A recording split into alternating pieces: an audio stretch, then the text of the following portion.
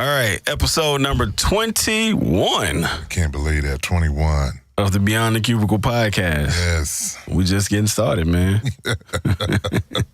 This is good. Today's topic, creating the right workplace culture. Ooh. I love topics like this. The place that I got to go every day. Every day, man. Yeah. You know, so we're speaking to our leaders and we're speaking to people who are in staff and supporting roles. Everybody can impact the culture. We all make a difference, believe it or not. We all make a difference. Absolutely. And we're going to talk about how. But first, grab your notepads, your favorite note-taking app on your smartphone, and check out the intro.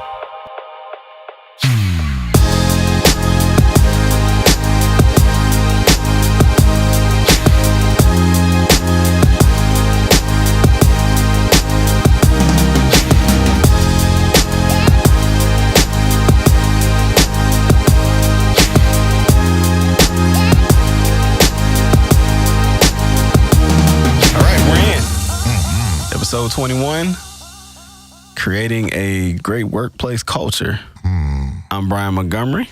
I'm Eric Kelly. Yes. We're in it. Social media, Facebook, Twitter, Instagram, at This Is BTC. Also, check out our YouTube channel. We put out the video companion to this episode that you're listening to right now. Put it out every week. Go to youtube.com, search Beyond the Cubicle.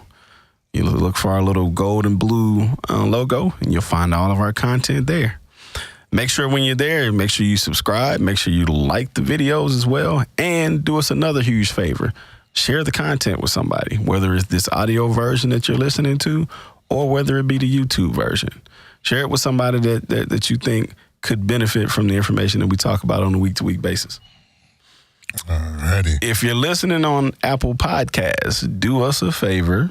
Like, rate, and review. All the stars. All the stars. Yes. Raving reviews. Yes. All right. They're wonderful. That's it. But it helps other people find our content as well on the platform. And we're not going to let everybody know all the secrets, but we got a couple of radio stations that are on tap to come up and yes, and deal with us too. So yes. All right. Today's topic should be a good one, man. I love these types of topics because it's really about mindsets and relationships in a way, right? Workplace culture, creating the right workplace culture or a good workplace culture. And if that sounds a bit erudite on the workplace culture, what does it feel like when you go to work? That's a good way to simplify it, right? Do you know most people hate going to work? Yeah.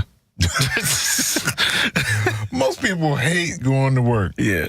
And it comes out when discussions of pay. They say, they don't pay me enough to put up with this foolishness.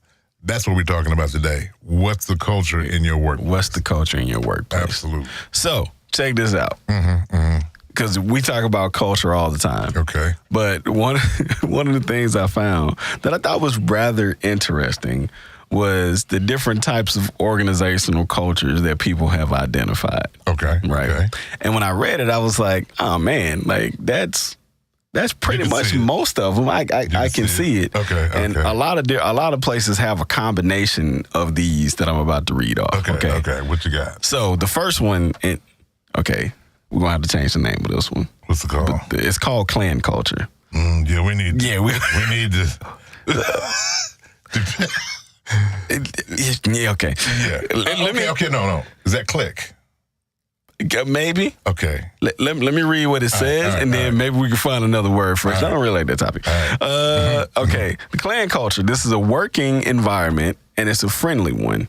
People have a lot in common, and it's similar to a large family. Oh, okay. Okay.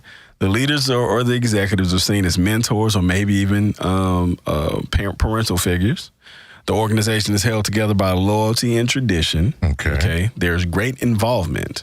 The organization emphasizes long-term human resource development and bonds colleagues by morals. So, like people look out for each other, right? Success is defined within the framework of addressing the needs of the client and caring for the people. Organization promotes teamwork, participation, and consensus. Can we get a new name for that? That ain't the kind of clan I was thinking about. No, me either. Okay. All right. So, how about family culture? That's a family culture. Okay, man. family culture. We won't call it the family culture. That's not a horrible place to work. Nah, it's really not. You can get comfortable there though.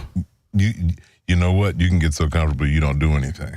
And we know about comfort zones. Yeah. Okay. Yeah. Check out previous episodes on that topic. Oh, yeah. Okay, I'm good with that one. That's all right. Family culture. Right. Went from clan to family. All right, I'm with that. Right. All right. The next one is the adhocracy culture.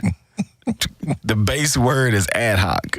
Ad hoc meaning impromptu, Whatever happens. on the fly, that type of thing, right? Yeah. So here's the description of that culture. This is a dynamic and creative working environment. Employees take risks. Mm-hmm. Leaders are seen as innovators and risk takers.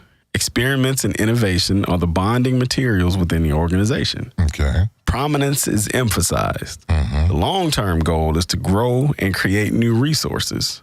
The availability of new products or services is seen as success, and the organization promotes individual initiative and freedom. Now, look, some of that sounds like we might be going a whole bunch of different directions at the same time. Mm-hmm. I mean, it's not a bad thing if they're giving you room to operate like that. Right. Okay, that's not bad. Adhocracy. Okay, all right. The next one, market culture. This is a results-based organization that emphasizes finishing work and getting things done. Mm-hmm. People are competitive and focused on goals. Mm-hmm. Leaders are hard drivers, producers, and rivals at the same time. I think in a previous podcast you mentioned this about the different types of managers. Mm-hmm. Mm-hmm. They are tough and have high expectations. The emphasis on winning keeps the organization together. Reputation and success are the most important. Long-term focus is on rival activities and reaching goals. Market penetration and stock price are definitions of success. Competitive prices and market leadership are important. And the organizational style is based on competition. Okay. This is where companies make money. Yeah, that sounds like a lot of places I know. Sales-based organizations, financial organizations like the, Wall Street type things, that type of deal. Or anybody publicly traded. Right. Yeah. This is the market. We're looking at the market saying, hey, how do we do that? It's a great company for go-getters. It's not a great place to be if you're just chilling. True. You'll get stabbed in the neck. True. Okay. All right. Hierarchy culture. I think this might be more what we see on the support organization side. Okay. This is a formalized and structured work environment. Procedures decide what people do. Leaders are proud of their efficiency-based coordination and organization. Mm-hmm. Keeping the organization functioning smoothly is most crucial. Formal rules and policy keep the organization together. The long-term goals are stability and results, paired with efficient and smooth execution of tasks. Okay.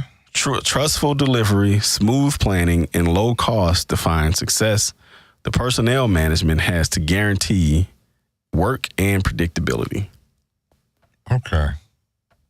That sound like something you've seen before? Yeah. That's also common. Right. Maybe a cross between that and the market culture would be, something that would be closer to the norm in the big companies. Yeah.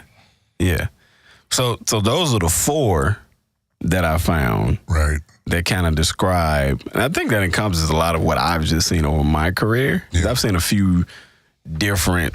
Yeah. I've seen a few of a few aspects of each of these kind of blended in and mixed together in some sense, in some instances, and that type of thing. Yeah. When you work for large companies, you can almost have all four of these cultures in one, depending on what area of the company you work in. Yeah. Right.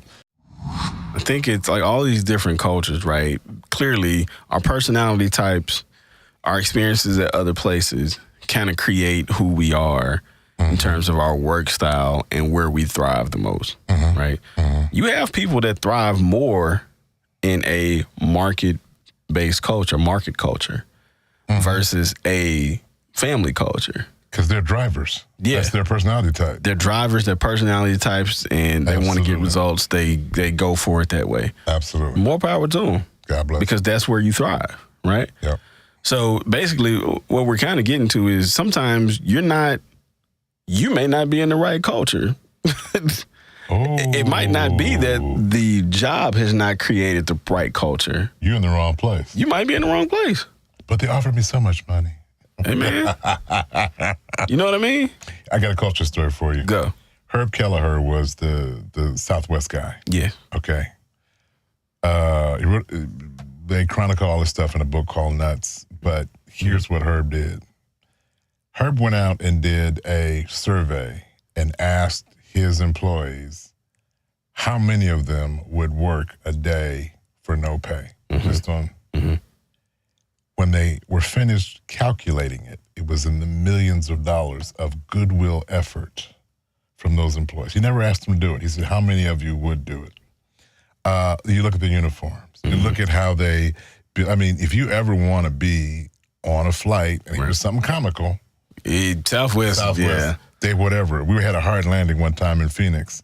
It just down and jarred your teeth and whatever. And the lady came on the mic. She says, well, as soon as pilot crash, gets this crippled aircraft to the gate, you can pick through the wreckage and pick up your luggage on Carousel 9. We all laughed.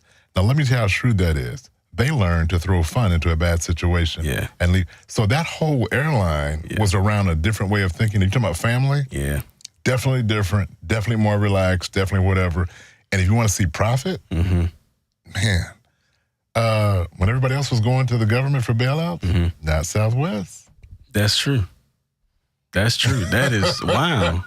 So a lot of companies don't believe you can be profitable and be good in the market without having we got to kill everybody. But I'm telling you, if people are motivated to give their best, that's when you're going to see your stock numbers go up. I'm curious as to how that mindset in business took over, where you have to be a jerk, you have to drive. How that became the dominant mode of thinking. There's a way to get productivity out of your staff and just out of your company. Okay. Can I submit this? You are an accounting person, and you got all the finance person. So let me just submit this. If I said, Brian, I have this project that I want to fund this year, and it's going to make my teams work better together. Yep. What are you going to ask me for before you give me that funding? Numbers. You got to ask me for numbers. I need to prove to you ROI. Yeah. Okay. So prove to me on a return on investment basis how good teamwork, feeling good about your job, feeling good about going to work, how that increases the numbers. It's not always easily quantifiable. That's the issue. Okay. Now, I'll rush to get some productivity numbers for you. Right. And say, this month when we did this program, here's what they cranked out. I'll rush and create something, whatever. But when business people, and please don't shoot me. When CFO types become CEO types, it's bottom line. Yeah. Well, that's our training. Yeah. I agree. I see what you're saying. And if I came in and got emotional, be like, dude, it's not that I don't like you. Yeah. But you asking for $2.5 million for a program. What do I get back for giving you $2.5? Right. So it's the soft skills, it's the intangibles. Yes. That's hard to quantify. Yep. And because it's hard to quantify, we tend to, revert back to the things that we know work. Absolutely. Hey, here's a goal, you got to get to it. And so if I have to beat you into the ground to get you to it, that's what we're going to do, because the goal is what matters. Absolutely. Not the journey to get there. Absolutely. And I've been in places where it was fun. I've been in places that were market driven. Yeah. And the market one is the most challenging for different personality types. Now, we won't go into all the issues around psychometrics, but you've seen the Myers-Briggs, Berkman, and the DISC and whatever, and they put you 4 quadrants and whatever. When you're in a market-based culture, your drivers and your analyticals kill, because it's all about data. Yeah. They kill. Yeah. If you're in a sales organization, it's all about hype. I can't remember the guy's name. What's the guy that used to be at IBM that wore the wicked sport coats that came out on stage and hyped everybody up? And then his job was to create that buzz. Okay. Well, he was the man, not because he had his numbers right, but he made people run out of the room. Tap into the emotional side. Right. So different organizations use all those to you know, this is true, become profitable. But, you know, typically now with Wall Street, we all have to be market-based to some level. Yeah. So when it comes to who drives the culture, I'm generally kind of coming to the place of this is what I believe, right? And you tell me how you feel about this. Okay. And those of you listening, you know, drop us a note, podbtc@gmail.com.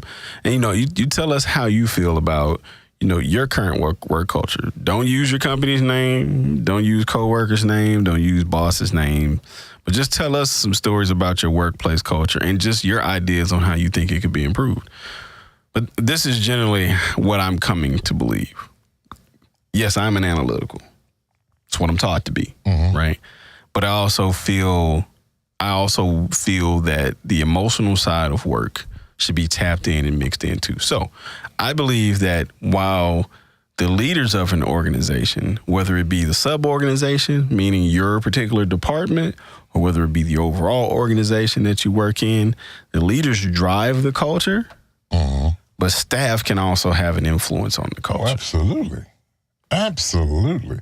Who you are as a person, you can walk into the room and be very powerful in the part of the organization that you're in. Right. Oh, absolutely. And you don't have to be the boss. No. And so the inference from that, if we want to just extrapolate that a little bit, what I'm saying is if the culture in your current place of employment is not conducive to everybody kind of thriving, meaning if you're the only one that's not thriving, maybe you're in the wrong culture. But if there are multiple people across the board that are just not really feeling the culture is just draining, then it's time for a shift. And I believe that everybody can have an influence. Now, here's the caveat to that. It's not easy. So let's take the last quarter of this episode and talk about just the different ways that those who are in leadership positions can change culture or drive culture. And then let's talk about some things that those who are in staff or supporting positions can influence the culture of where they are. Start with the leaders. There's a couple of things with leaders that makes a significant impact. You don't always have to be smiling and grinning and all that. Oh, it's so wonderful. You don't have to be blowing sunshine everywhere you go. Right. But there's some things that people look for. We look for honesty, integrity, transparency. We don't do politics on the show, but if you were to talk about a president and transparency and our faith in his word, and we've always doubted people in power. Yeah. And there's an automatic negative. If you're my boss, I automatically give you a negative stripe. I know we don't like to think of that. Those of us that have been managers and leaders. Right. Oh, my people trust me. Yeah, about as far as they can throw you. Right. Because throughout their history, long before they met you, somebody in power used that power in a way that hurt them. Right. Or they perceived that it hurt them. Right. So we don't trust anything. We don't trust anybody. And if you are a leader, the best thing you can bring to the table is honesty, integrity, and transparency. If I screw up, I'm still the boss. Hey, guys, I blew it. Can y'all help me put it back together? Yeah. That establishes I don't think I'm all of that. And that then helps other people be more forgiving. Just that in itself helps build a culture on my team to be straightforward with each other. Right. Hey, man, I blew it. If I'm the boss and I can be straightforward, I guess it's okay for everybody else to be honest too. Episode 18, which is a few episodes ago, right, we talked about the qualities of good leadership. Right. One of those was humility. Oh. Being able, just like you said, at any moment in time, saying, "Hey, I don't know it all. I screwed up. Let me, fall on the sword, acknowledge myself." You know. Absolutely. And for a minute, everybody goes, but then they go, that's kind of cool. That's kind of cool. That's kind of cool. Right. Another thing leaders can do is to communicate the landscape. One of the things, because we don't trust anybody, we are always trying to find out what's going on really. So sometimes it's over-communicate. Unless your boss says, don't tell it, or I don't want this to get out, communicate as much as you can to the people that are reporting to you. Because remember, the human mind works out of fear. Yes. Fear is the dominant emotion that we go anywhere with. So the more information people have, usually you're able to kind of mitigate some of that fear just a little bit. Right. But it's here's what's going on. Here's what the company's doing. Here's what I think is going on. You can't share what the boss tells you not to share. But unless it's a secret, and it's not great for ego, but if it was all that deep, they wouldn't have told you. You're right. So that's another way to look at it. But all of that, like even though the first two that you just said, it's creating a line of trust with those who report to you. Absolutely. Basically, right? Absolutely. And when people feel trusted, they feel valuable. In the workplace, coming to work is better. Yeah, that's true.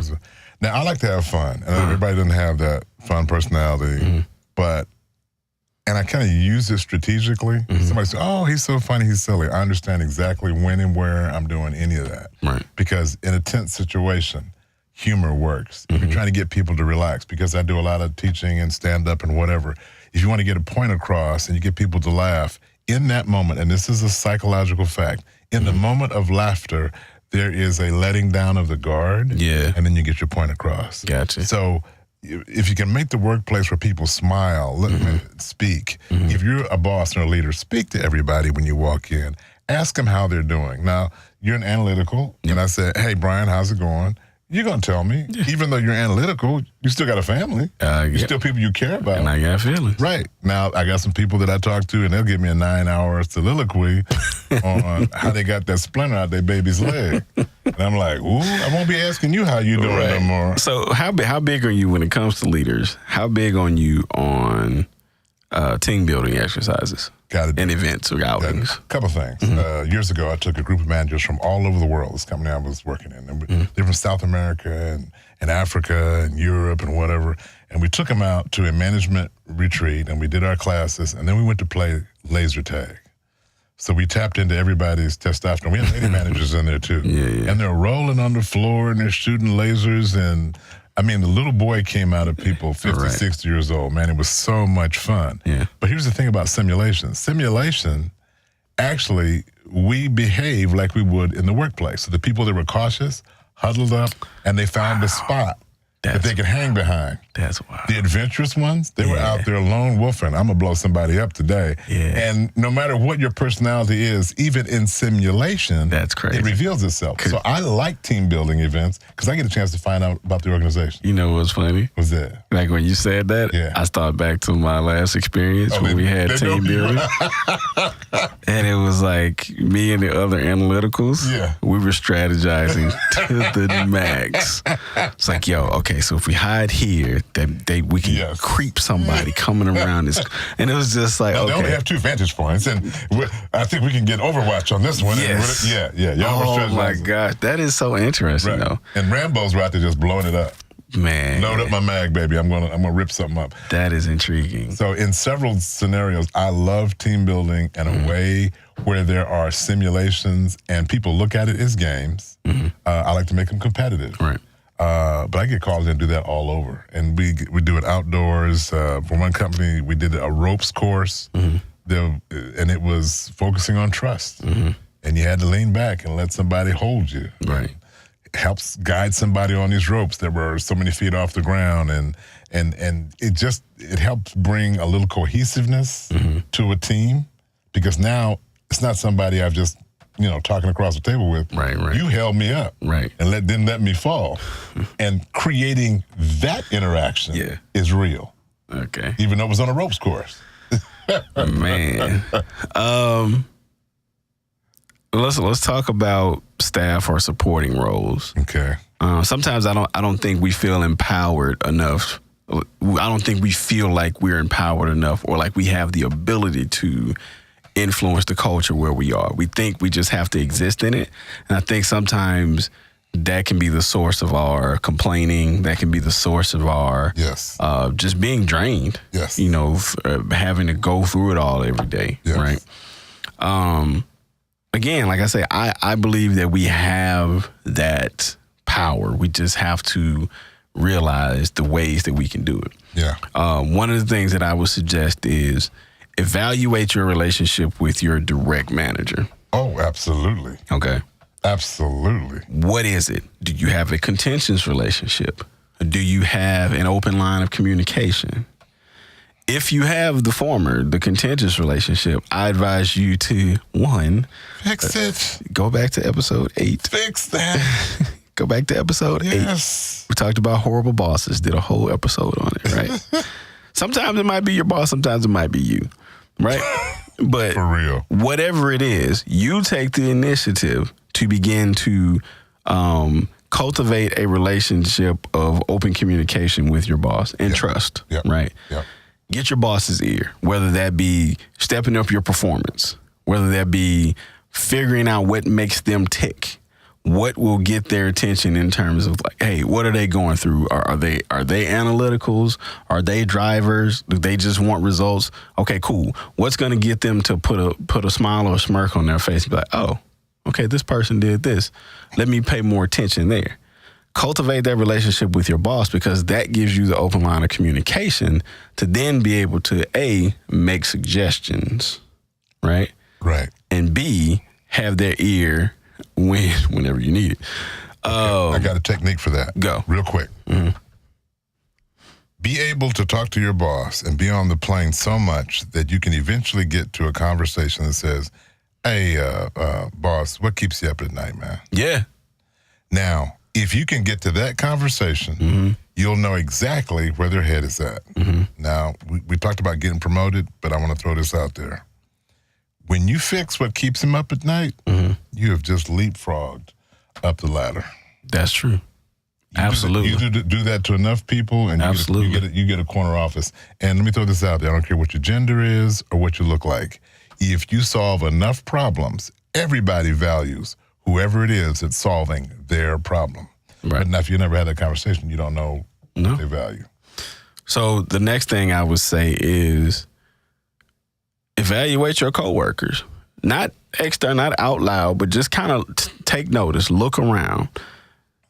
Assess what you feel, like what type of environment would get us all to feel more productive, to feel more engaged about coming to work, to make us feel like we're giving more value to our organization, right? You assess that. And then what you do is, again, once you've kind of done number one, which is establish a line of communication with your boss, you can take some of that feedback there. The other part that I really, that I would really like people to focus on is create good bonds with your coworkers. Yes. Right? Yes. Because right there, you're already starting to affect the culture because somebody's watching you. Oh.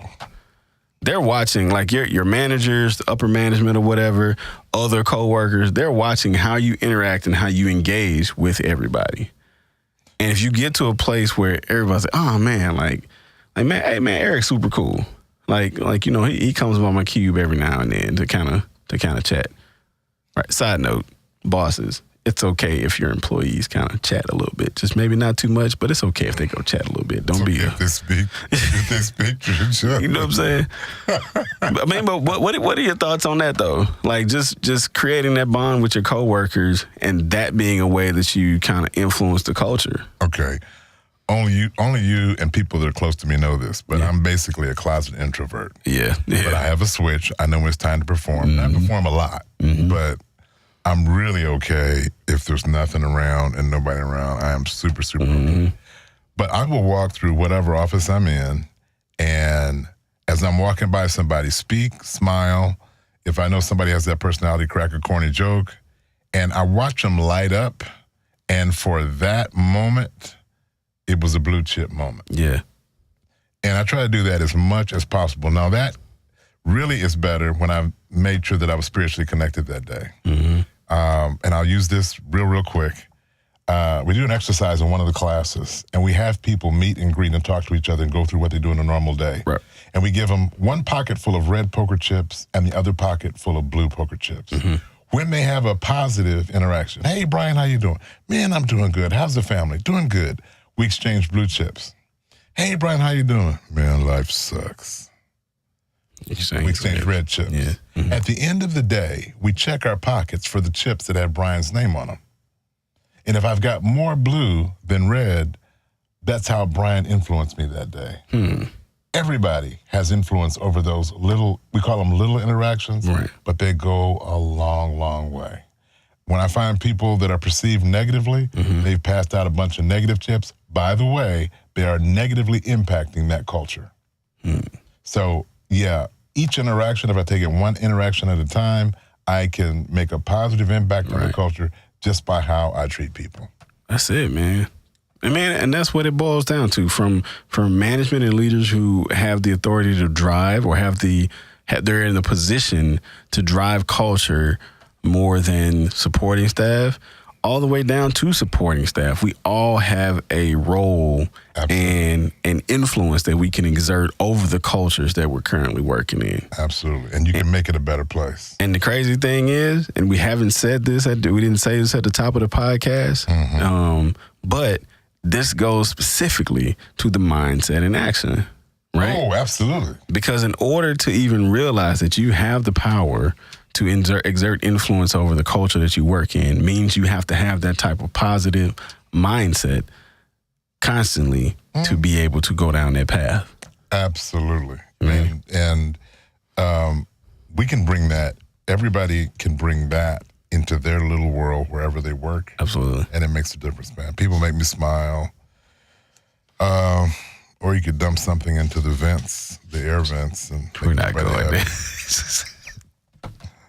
I don't see that on our list. That's not on our list. That's not on our list. Man, they're so happy today. Oh, man. This has been our discussion on creating a great or positive workplace culture. Absolutely. Oh, man. Whether it's the family culture, the adhocracy culture, the market culture, the hierarchy culture, or you're taking bits and pieces and you're kind of mixing them in there. Find the right culture that creates the environment for everybody to be productive and engaged. That's really what it boils down to. And the biggest piece of that is you have to connect with the human beings of it all. Yeah. Right. Absolutely. All right. That's episode 21. I'm Brian Montgomery. Eric Kelly. That's it. We'll catch you on the next episode.